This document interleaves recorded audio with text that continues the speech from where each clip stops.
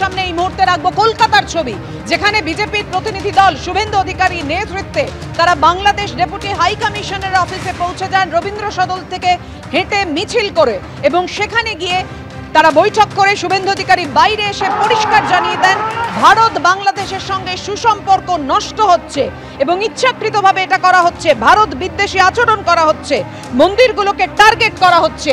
Enough is enough.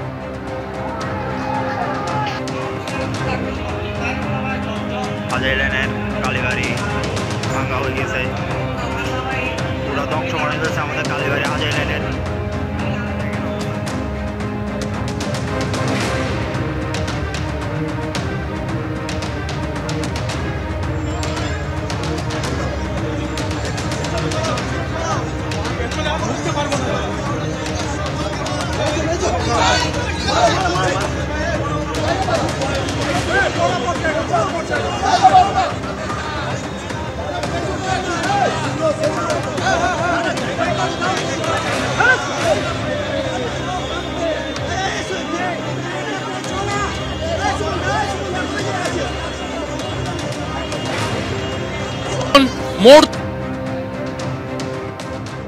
আমি এখান থেকে দাবি করছি ভিসা 100% স্টপ করুন। আমরা প্রয়োজন হলে একদিন অপেক্ষা করে ভিসা দপ্তরেও যাব, এখানে ভিসা সেন্টারে স্টপ ভিসা দেওয়া বন্ধ করুন completely. Export import permit issue করা বন্ধ করুন, বাকিটা আমরা বর্ডারে করব সোমবার থেকে।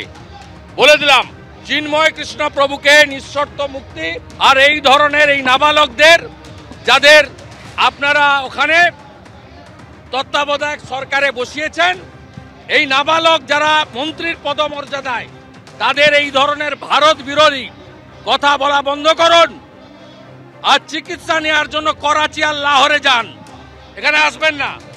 আমাদের চিন্ময় দাস প্রভু মহারাজকে নিঃস্বার্থ মুক্তি চাই, যিনি লড়াইকে আগে নিয়ে যাচ্ছিলেন এবং যেভাবে আমরা দেখেছি বাংলাদেশে হিন্দু ভাই বোনেদের ওপর লাগাতার অত্যাচার হচ্ছে, আমরা পশ্চিমবঙ্গের হিন্দুরা কিন্তু এটা আর সহ্য করব না। একটা যদি আর হিন্দুর ওপর অত্যাচার হয় আর যদি চিন্ময় দাস প্রভুকে না ছাড়েন, তাহলে বাংলাদেশ এই আমাদের পশ্চিমবঙ্গে আগুন জ্বলবে, হিন্দুরা সব এক হও, প্রতিবাদের আগুন জ্বলবে। দেখো, গতকাল চিন্ময় কৃষ্ণ দাসকে আদালতে তোলা হলে তাকে জেল হেফাজতে নির্দেশ দেন বিচারক, এবং তারপর সঙ্গে সঙ্গে একেবারে উত্তাল হয়ে ওঠে। আপনাদেরকে জানিয়ে রাখি, প্রতিবাদে তিনি আদালত থেকে বেরোনোর পর প্রিজন ভ্যান আটকে বিক্ষোভ দেখাতে থাকেন ভক্তরা। প্রিজন ভ্যানের ভেতর থেকে শান্তি বজায় রাখার বার্তা দেন ধৃত চিন্ময় কৃষ্ণ দাস।